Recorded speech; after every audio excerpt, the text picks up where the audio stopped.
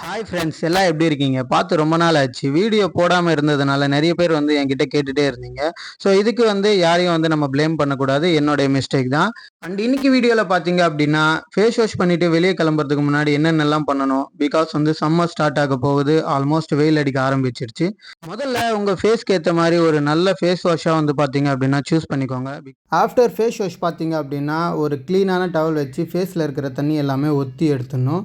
So நல்லா போட்டு scrub பண்ணவே கூடாது. நான் பார்த்தீங்க அப்படின்னா ரீசெண்டாக ஒரு day cream and night cream use பண்ணுறேன். ஸோ இந்த மாதிரி இல்லாதவங்க பார்த்தீங்க அப்படின்னா ஃபஸ்ட்டு மாய்ஸ்சரைசர் அப்ளை பண்ணிக்கோங்க. ஸோ அது கொஞ்சம் பெட்டராக இருக்கும்.